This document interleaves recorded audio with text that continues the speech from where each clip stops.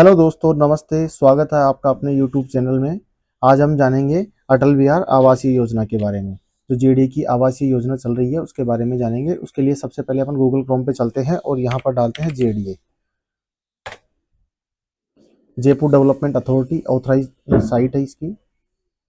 इस पे चलेंगे। इस पे चलने के बाद स्क्रॉल करेंगे। स्क्रॉल करने के बाद अपन देखते हैं अप्लाई फॉर रेजिडेंशियल स्कीम पे क्लिक करेंगे, प्रोसीड करेंगे। प्रोसीड करने के बाद जयपुर में अभी जेडीए की 3 स्कीम चल रही है। एक चल रही है अटल बिहार आवासीय योजना, एक गोविंद बिहार आवासीय योजना और एक पटेल नगर आवासीय योजना। तो हम अटल बिहार आवासीय योजना के बारे में डिटेल से जानकारी लेंगे। उसके लिए सबसे पहले तो चलेंगे अपन अटल बिहार आवासीय योजना के ऊपर। जयपुर विकास प्राधिकरण अटल बिहार में भूखंडों के आवंटन हेतु ऑनलाइन आवेदन। Registration process. अटल बिहार चक पीटावास उर्फ नारिकावास जोन 12 में स्थित है। आवासीय योजना में 284 भूखंडों के लॉटरी से आवंटन हेतु आवेदन की प्रक्रिया एवं नियम शर्तों की आवेदन पुस्तिका लॉन्च की गई है। ये आवेदन 18/12/2024 से आरंभ हो गए थे और आवेदन की अंतिम तिथि 17/1/2025 थी, लेकिन इसको बढ़ाकर 7 फरवरी 2025 कर दी गई है और इसकी लॉटरी की डेट भी एक्सटेंड कर दी गई है, जो अपन इसमें देख सकते हैं।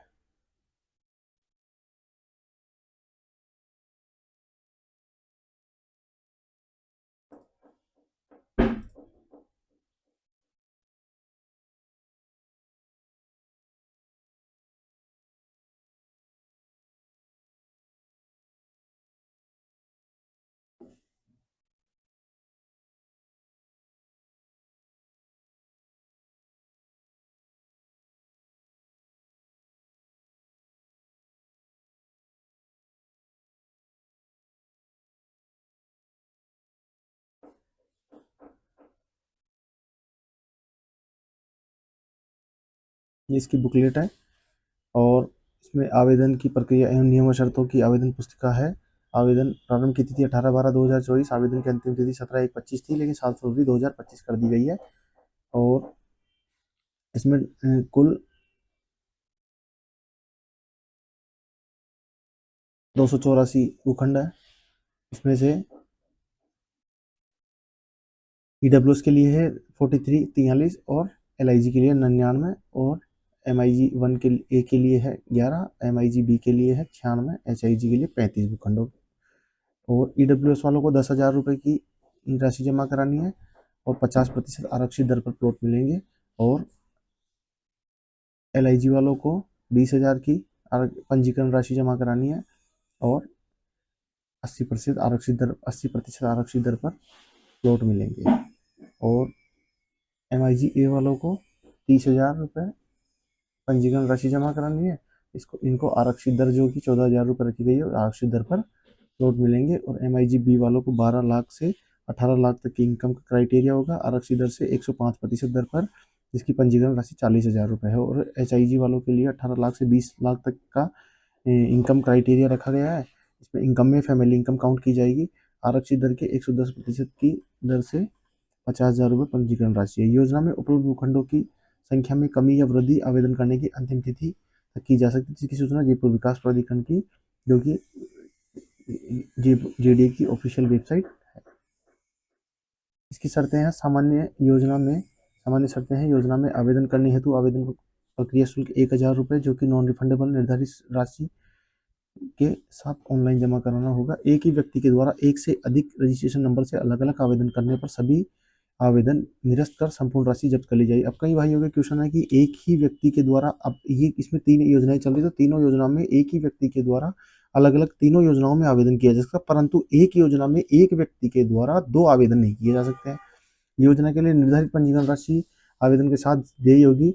लॉटरी में योजना के भूखंडों के ग्रुप के अंतर्गत किसी भी क्षेत्रफल का भूखंड आवंटित होने पर आवंटी को स्वीकार करने के लिए बाध्य होगा। पंजीकरण राशि एवं प्रक्रिया शुल्क का भुगतान ऑनलाइन माध्यम से, जैसे debit card, credit card, net banking इत्यादि के माध्यम से नकद या ई-मित्र कियोस्क पर जाके जमा किया जा सकता है। डेबिट कार्ड और क्रेडिट कार्ड या नेट बैंकिंग कैसे भी जमा करा सकते हैं, ई-मित्र के माध्यम से भी जमा करा सकते हैं। राज्य सरकार एवं जयपुर विकास प्राधिकरण द्वारा समय समय पर जारी आदेश नियम योजना के भूखंड आवंटन पर लागू होंगे। सफल आवेदकों को भविष्य में किसी भी स्तर पर किसी भी प्रकार के कानूनी विवाद होने, अपरिहार्य कारणों से नीतिगत निर्णय के कारण यदि लॉटरी से आवंटित भूखंड का भौतिक कब्जा दिया जाना संभव नहीं हो पाए तो प्राधिकरण द्वारा बदले में किसी भी प्रकार से कोई भी भूखंड आवंटित नहीं किया जाएगा एवं सफल आवेदक द्वारा भूखंड के पेटे जमा राशि लौटा दी जाएगी। आवेदनकर्ता को आवेदन पत्र में मोबाइल नंबर देना अनिवार्य है। आवेदन फॉर्म में अंकित मोबाइल नंबर पर ओटीपी वेरिफिकेशन के उपरांत ही आवेदन फॉर्म भरा जा सकेगा। आवेदन यह सुनिश्चित करे कि बैंक खाता आवेदक के स्वयं के नाम से हो एवं बैंक खाता संख्या एवं आईएफएससी कोड सही एवं खाता चालू स्थिति में हो। सफल आवेदक का बैंक खाता संख्या सही नहीं होने की स्थिति में पंजीकरण राशि को गलत बैंक खाते में स्थानांतरित होने की जयपुर विकास प्राधिकरण की कोई जिम्मेदारी नहीं होगी। असफल आवेदकों को पंजीकरण राशि का रिफंड ई मित्र के माध्यम से आवेदन करने पर आवेदन के बैंक खाते में तथा ऑनलाइन माध्यम से बिल्डेक्स से आवेदन करने पर जिस माध्यम से प्राप्त हुई है उसी खाते में जमा की। अब इसका मतलब ये है कि जैसे ऑनलाइन अगर अपन जेडीए की साइट पर जाकर अगर खुद फॉर्म फिल करते हैं तो जो पैसा जिस खाते से कटेगा उसी ही खाते में वापस जेडीए के द्वारा भेजा जाएगा। परंतु अगर कोई भी ई मित्र के उसके माध्यम से अगर राशि जमा कराता है तो वह पैसा उसके बैंक खाते में भेजा जाएगा, जिसकी डिटेल फॉर्म भरते समय ई मित्र कियोस्क के द्वारा फॉर्म में भरी जाएगी। संयुक्त नाम से आवेदन मान्य नहीं होंगे, लेकिन संयुक्त खाते नाम के खाते में प्रथम नाम के आवेदक के आवेदन को मान्य किया जाएगा। संयुक्त नाम जैसे जॉइंट अकाउंट होते हैं उनके मान्य नहीं होंगे, एक ही व्यक्ति का मान्य होगा। असफल आवेदकों को जो प्रथम व्यक्ति होगा उसी का मान्य होगा। असफल आवेदकों को पंजीकरण राशि का रिफंड आवेदन के बैंक खाते में बिना चार्जेस ऑनलाइन के माध्यम से किया जाएगा। आवेदन पत्र में भूखंड की वार्षिक आय वित्तीय वर्ष 2023-24 के आधार पर एवं आरक्षित श्रेणी में आवेदन किया जा सकेगा। ई मित्र कियोस्क के माध्यम से आवेदन करने पर कियोस्क को निर्धारित पंजीकरण राशि एवं प्रक्रिया शुल्क 1000 के लिए ई मित्र कियोस्क को निम्न अतिरिक्त राशि देनी होगी, जो कि वो ई मित्र कियोस्क वाला है 50-60 रुपये लेगा जो देने होंगे। तकनीकी कारणों से ऑनलाइन आवेदन असफल होने की स्थिति में पुनः ऑनलाइन आवेदन करने पर यदि प्रथम बार किया गया आवेदन तकनीकी कारणों से सफल हो जाता है तो प्रथम आवेदन को लॉटरी में सम्मिलित करते हुए द्वितीय एवं तृतीय बढ़ते हुए क्रम में सफल आवेदकों को लॉटरी में सम्मिलित नहीं किया जाएगा। एक आवेदन हो गया, अगर मान लो वो असफल हो गया उसका पेमेंट और बाद में वो सफल हो गया और बाद में आपने 2 और आवेदन कर दिए तो दोनों बाद वाले मान्य नहीं होंगे, पहले वाला मान्य होगा। लॉटरी से पूर्व आवेदन में मोबाइल नंबर, नाम एवं आय ग्रुप वरीयता में किसी भी प्रकार का संशोधन नहीं किया जाएगा। अन्य प्रकार से संशोधन एवं आवेदन पत्र निरस्त हेतु लिखित आवेदन प्रक्रिया जेडीए जयपुर विकास प्राधिकरण के योजना के अनुभाग में लेखाधिकारी योजना कमरा नंबर 226 द्वितीय तल जयपुर विकास प्राधिकरण मुख्य भवन रामकिशोर व्यास भवन जवाहरलाल नेहरू मार्ग जयपुर में लिया जाकर संशोधन की कार्रवाई की जाएगी। आवेदन पत्र निरस्त करवाने की स्थिति में पंजीकरण राशि की 20% की कटौती करते हुए शेष बची राशि लौटाई जाएगी। लॉटरी में सफल आवेदकों को निर्धारित राशि पुनः आवंटन मांग पत्र जारी होने के 30 दिवस की अवधि में भूखंड के सर्विस नंबर से चालान के माध्यम से नगद बैंक ड्राफ्ट ऑनलाइन द्वारा सचिव जयपुर विकास प्राधिकरण जयपुर के नाम प्राधिकरण परिसर स्थित या जयपुर शहर में किसी भी आईसीआई बैंक खाता में संबंधित योजना के खाते में संपूर्ण राशि जमा करानी होगी। इसके उपरांत मांग राशि आगामी 90 दिवस तक 9% वार्षिक ब्याज के साथ जमा कराई जा सकती है। मांग पत्र प्राप्त होने के दिनांक से 120 दिवस में नए ब्याज राशि जमा नहीं होने पर आवंटन निरस्त किया जाकर संपूर्ण राशि जब्त कर ली जाएगी एवं आवंटन स्वतः निरस्त माना जाएगा। भूखंड की संपूर्ण राशि जमा होने के बाद लीज आवश्यक रूप से निष्पादित करानी होगी। आवंटन दिनांक से 10 वर्ष तक भूखंड का हस्तांतरण किसी भी प्रकार से नहीं किया जा सकता है। आवंटन को 0 से 5 वर्ष तक की अवधि में हस्तांतरण करने पर प्रचलित आरक्षित दर की 10% राशि वसूल कर 5 वर्ष से 10 वर्ष तक की अवधि में हस्तांतरण करने पर प्रचलित दर का 5% शुल्क वसूल कर नियमानुसार किए गए विक्रय पत्र तथा अथवा दस्तावेज के आधार पर हस्तांतरण की अनुमति दी जाएगी। भूखंड का कब्जा प्राधिकरण द्वारा कब्जा पत्र जारी होने की तिथि से 15 दिवस में संबंधित कनिष्ठ अभियंता से संभालना होगा। आवंटन में राजस्थान सुधार न्यास शहरी भूमि निस्तारण नियम 1974 के प्रावधान समय समय पर जारी राज्य सरकार के आदेश प्रभावी होंगे। आवंटित भूखंड केवल आवासीय उपयोग में लिया जा सके, अन्य प्रयोजन में नहीं। भूखंड का विभाजन पुनर्गठन प्रचलन भवन विनियम के प्रावधानों के अनुसार मान्य होगा। आवेदन पत्र के साथ अग्रिम राशि प्राप्त होने मात्र से प्राधिकरण इस योजना में भूखंड आवंटन करने हेतु किसी भी रूप में कानूनी तौर पर बाध्य नहीं होगा। राज्य सरकार प्राधिकरण द्वारा बिना सूचना दिए भूखंडों का आवंटन शर्तें बदलने पर आवेदक को कोई आपत्ति नहीं होगी। किसी भी विवाद की स्थिति में आयुक्त जयपुर विकास प्राधिकरण का निर्णय अंतिम होगा। किसी भी प्रकार से कानूनी विवाद के संबंध में न्यायिक क्षेत्राधिकार जयपुर रहेगा। कोई भी विवाद होता है तो उसका क्षेत्राधिकार जयपुर रहेगा। आवेदन करने की प्रक्रिया है। भूखंडों के लिए आवेदन जयपुर विकास प्राधिकरण की वेबसाइट www.jda.rajasthan.gov.in के माध्यम से ऑनलाइन या ई मित्र कियोस्क केंद्रों के माध्यम से जाकर स्वीकार किए जाएंगे। ई मित्र के माध्यम से आवेदन करने वाले आवेदनकर्ता द्वारा बैंक खाता संख्या व बैंक खाता के IFSC कोड स्पष्ट रूप से ऑनलाइन अंकित किया जाना चाहिए। ऑनलाइन आवेदन करने पर प्रक्रिया शुल्क एवं पंजीकरण शुल्क राशि का भुगतान net banking, credit card, debit card इत्यादि माध्यम से किया जा सकेगा। आवेदन की पात्रता राजस्थान का मूल निवासी होगा, वही आवेदन कर सकता है। राजस्थान के बाहर के लोग इसमें आवेदन नहीं कर सकते हैं। आवेदक की आयु आवेदन करने की तिथि को 18 वर्ष या अधिक होना अनिवार्य है। 18 वर्ष से कम उम्र के आवेदक नहीं हो सकते। आवेदक के स्वयं के नाम से बैंक खाता होना अनिवार्य है, जो योजना अवधि में चालू होना चाहिए। कोई भी आवेदन जो आवेदन कर रहा है उसका स्वयं का बैंक अकाउंट होना चाहिए और वो है योजना अवधि में चालू रहना चाहिए। आवेदक का स्वयं एवं उसकी पति, पत्नी अथवा आश्रित किसी के पास राजस्थान के किसी भी नगरीय क्षेत्र जिसकी आबादी 1 लाख से अधिक हो, उसमें कोई आवासीय भूखंड मकान फ्री होल्ड पर नहीं होना चाहिए। तो इस नियम को इन्होंने हटा दिया है।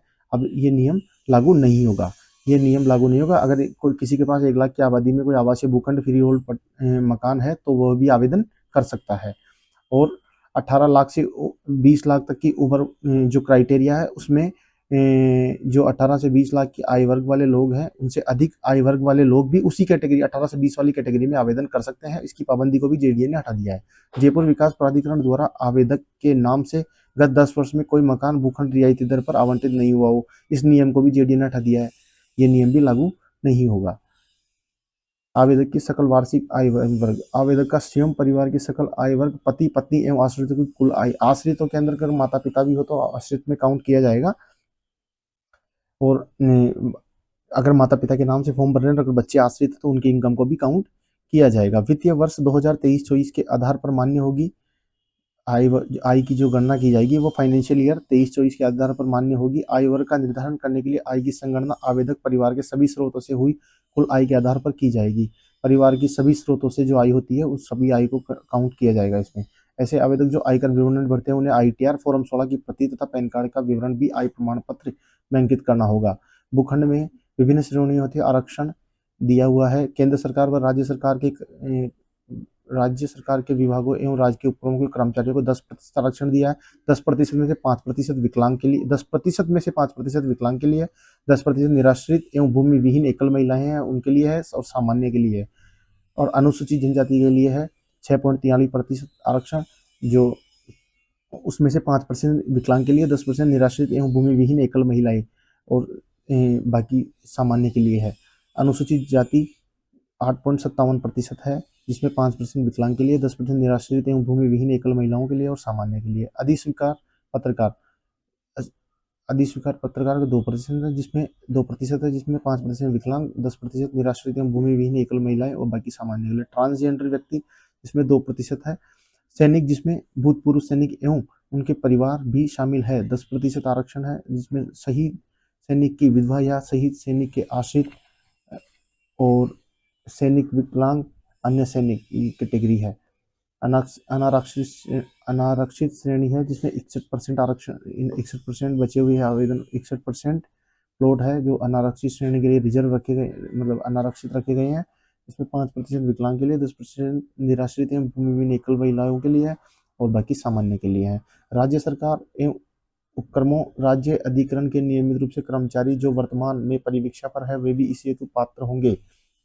नगरीय विकास एवं आवासन विभाग द्वारा जारी अधिसूचना संख्या F1710 जयपुर दिनांक 4/1/2021 के अनुसार आवंटन के समय आरक्षित भूखंडों के संबंध में नियमानुसार प्रावधान EWS के आवेदकों को सकल वार्षिक आय 3 लाख प्रतिवर्ष से अधिक नहीं होगी।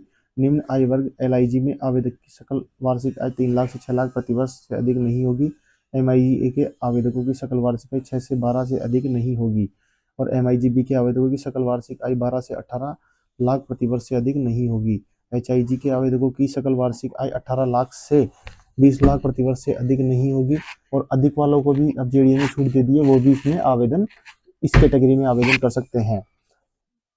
परंतु उनको सामान्य श्रेणी में ही आवेदन करना होगा। राज्य सरकार के विभागों एवं राज्य के उपक्रमों तथा केंद्रीय विभाग के कर्मचारियों के आवेदकों की सकल वार्षिक आय 20 लाख प्रति वर्ष से अधिक नहीं होगी। इस नियम को भी इन्होंने हटा दिया है।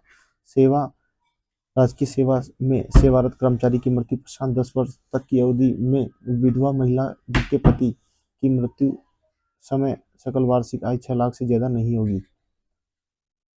सैनिक जिसमें भूतपूर्व सैनिक व उनके परिवार भी सम्मिलित है तथा बीएसएफ, सीआईएसएफ, सीआरपीएफ के सैनिक जिनकी सकल वार्षिक आय 20 लाख प्रति वर्ष से अधिक नहीं होगी। राजकीय सेवा में सेवारत अनुसूचित जाति अनुसूचित जनजाति के कर्मचारियों के अतिरिक्त अनुसूचित जाति अनुसूचित जनजाति के आवेदकों की सकल वार्षिक आय 20 लाख प्रति वर्ष से नहीं होगी। अधिस्वीकृत पत्रकार की सकल वार्षिक आय 20 लाख प्रति वर्ष से अधिक नहीं होगी। डिसेबिलिटी एक्ट, इन नियमों में कुछ बदलाव हुआ है, उसका सर्कुलर भी मैं अभी आपको दिखा देता हूँ। राज्य सरकार राज्य के स्थानीय निकायों और राजस्थान सरकार के उपक्रमों में कार्यरत व्यक्तियों को अपने नियोजित विभागाध्यक्ष का प्रमाण पत्र प्रस्तुत करना होगा। राजस्थान की अनुसूचित जाति अनुसूचित जनजाति के आवेदकों को राजस्थान सरकार द्वारा अधिस्वीकृत अधिकारी द्वारा जाति प्रमाण पत्र प्रस्तुत करना होगा। दिव्यांगजन विकलांग व्यक्तियों के लिए राज्य सरकार के प्राधिकृत चिकित्सा अधिकारी द्वारा जारी प्रमाण पत्र प्रस्तुत होगा, जिसका फॉर्मेट नीचे है। अधिस्वीकृत पत्रकारों को राजस्थान सरकार भारत सरकार की प्राधिकृत संस्था द्वारा जारी अधिस्वीकृत पत्रकार का प्रमाण पत्र मान्य होगा। सैनिक वर्ग में भारत की थल जल वायु सेना, बीएसएफ, सीआईएसएफ, सीआरपीएफ, अर्धसैनिक बलों में कार्यरत अथवा इन सेवाओं से सेवानिवृत्त कर्मचारी, अधिकारी एवं उनके परिवार के पति, पत्नी, पुत्र एवं उस पर आश्रित सम्मिलित है। आवेदक जिस सैनिक के परिवार से सदस्य होने का कथन करता है उस परिवार से मात्र एक ही आवेदन कर सकता है, एक से अधिक आवेदन नहीं कर सकते हैं। सैनिक वर्ग में आरक्षित भूखंडों हेतु सैनिक स्वयं आवेदक होने की स्थिति में उनके परिवार का कोई सदस्य उक्त आरक्षित कोटे हेतु आवेदन का पात्र नहीं होगा। सैनिक को पूर्व में किसी भी नगरीय निकाय की किसी आवासीय योजना के आरक्षित कोटे में कोई भूखंड आवंटन होने की स्थिति में वह परिवार का सदस्य सैनिक के आरक्षित कोटे में भूखंड आवंटन हेतु पात्र नहीं होंगे। सैनिक कार्यरत सेवानिवृत्त के परिवार से परिवार का केवल एक ही सदस्य आरक्षित श्रेणी हेतु आवेदन कर सकता है। एक से अधिक सदस्यों द्वारा आवेदन करने की स्थिति में सभी आवेदन निरस्त कर दिए जाएंगे।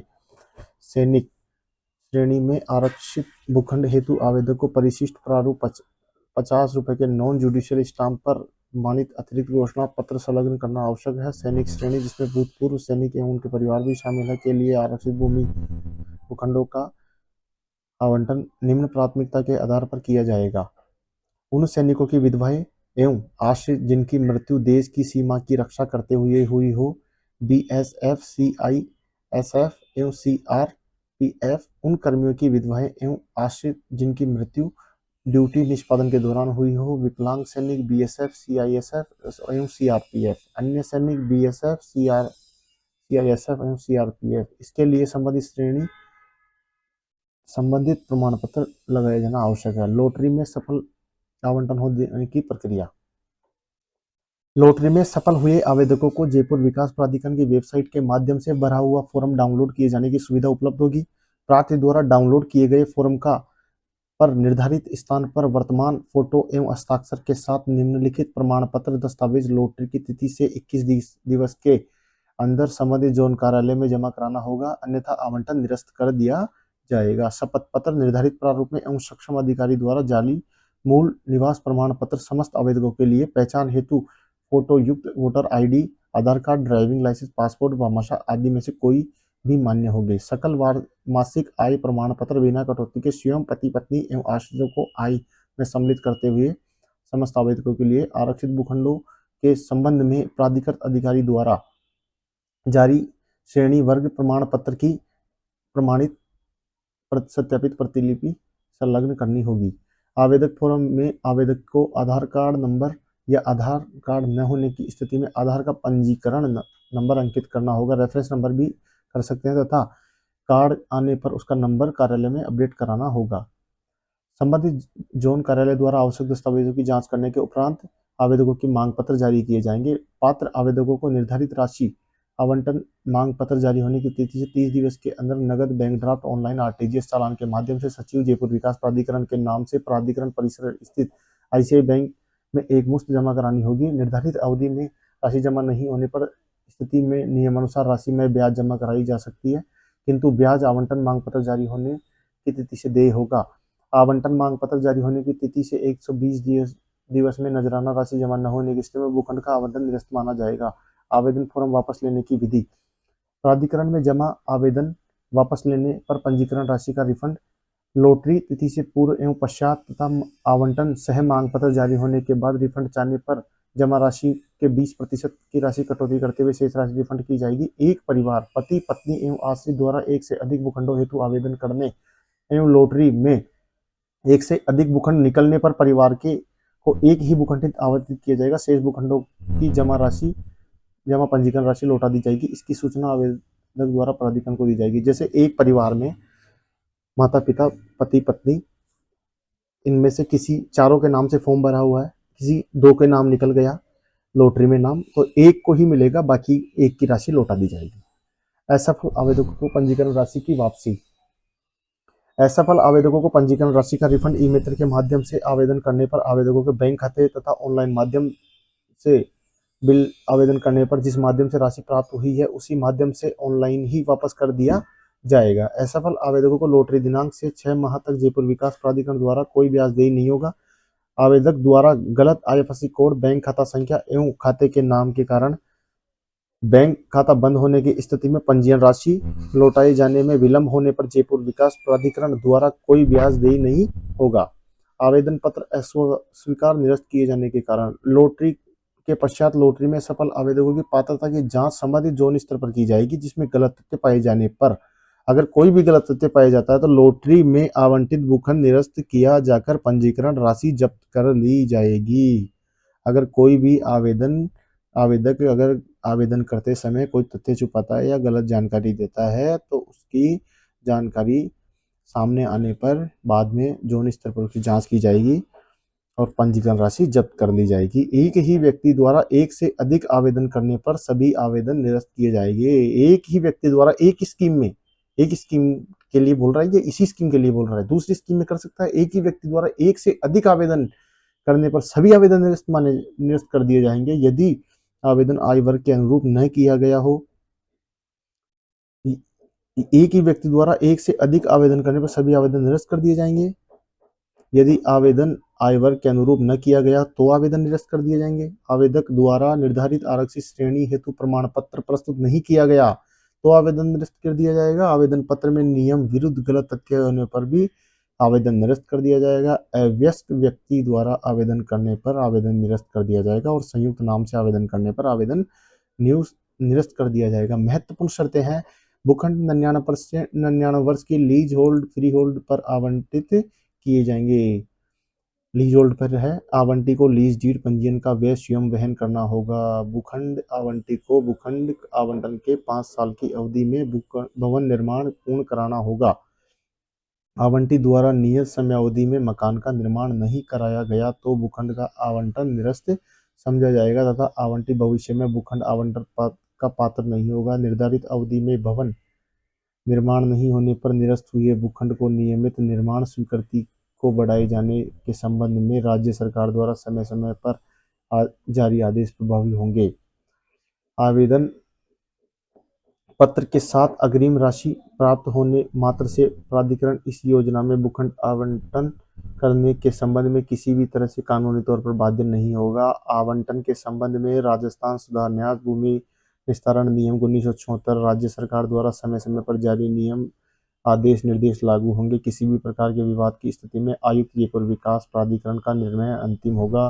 किसी भी प्रकार के कानूनी विवाद के संबंध में न्यायिक क्षेत्राधिकार जयपुर होगा। ये है, सब आवेदकों को ये फॉर्म फिल करके देना है, इसमें घोषणा करनी है।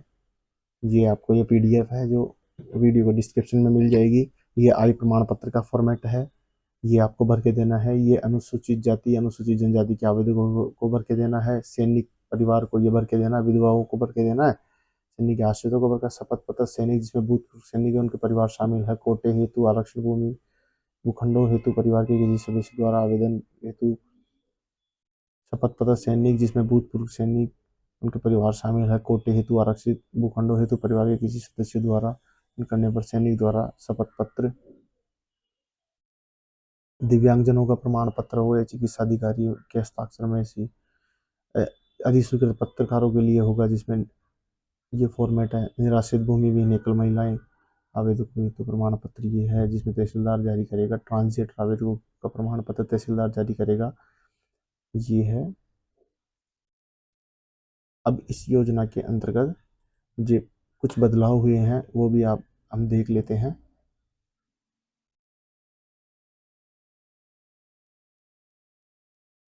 अटल विहार एवं गोविंद विहार आवासीय योजनाओं के भूखंडों के लॉटरी से आवेदक हेतु जारी आवेदन प्रक्रिया एवं नियम व शर्तों की आवेदन पुस्तिका में एचआईजी श्रेणी के अनारक्षित भूखंडों हेतु सकल वार्षिक आय 18 से 20 लाख प्रतिवर्ष की गई।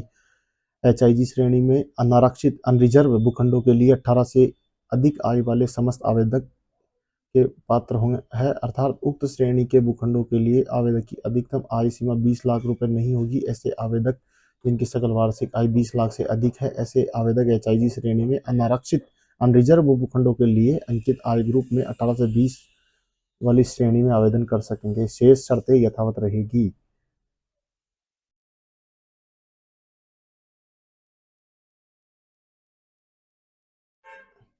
और फिर दूसरा है आया है अटल विहार एवं गोविंद विहार आवासीय योजनाओं के भूखंडों के लॉटरी से आवंटन हेतु जारी आवेदन प्रक्रिया एवं नियम और शर्तों की आवेदन पुस्तिका में नियमानुसार संशोधन विलोपन किया जाता है। अमेंडमेंट किया है इन्होंने। आवेदन पुस्तिका की सामान्य शर्तों के बिंदु संख्या 1.16 व 6.4 में उल्लेखित 1.16। अब अपन देखते हैं 1.16।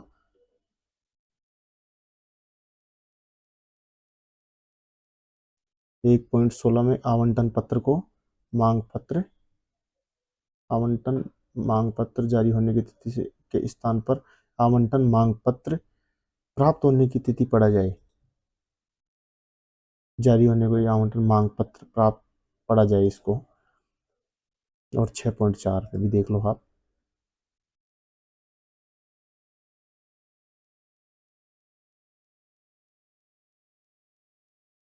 आवंटन मांग पत्र को क्या पढ़ा जाना है?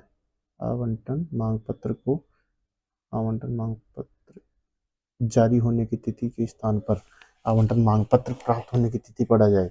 आवेदन पुस्तिका की पात्रता के बिंदु संख्या 3.4 व 3.5 को विलोपित किया जाता है। इनको दोनों को हटा दिया है, 3.4 व 3.5 को। 3.4 और 3.5 को, इन दोनों शर्तों को हटा हटा दिया गया है।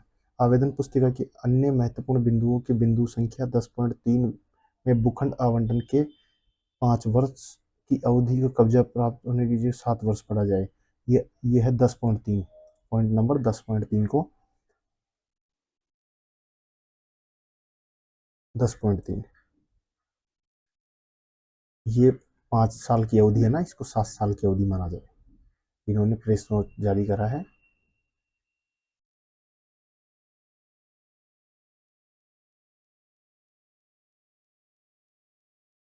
और आवेदक की पुस्तिका के परिशिष्ट को नियमानुसार प्रतिशत सब्सिडी किया जाता है और समस्त आवेदकों को ये एक बार की ओर देना है। ये नई नियम, ये कुछ ये आवेदक को भर कर देना है। बाकी शर्तें यथावत रहेगी। तो ये थी अपनी अटल विहार आवासीय योजना। इसकी संपूर्ण जानकारी आपको दे दी गई है। और कोई भी अगर जानकारी लेनी हो तो इसके वीडियो के डिस्क्रिप्शन में आप क्वेश्चन कर सकते हैं। और अप्लाई करने के लिए यहाँ से अप्लाई फॉर रजिस्ट्रेशन डालना है और फिर आगे नेक्स्ट वीडियो में चर्चा करते हैं। थैंक यू, धन्यवाद साथियों।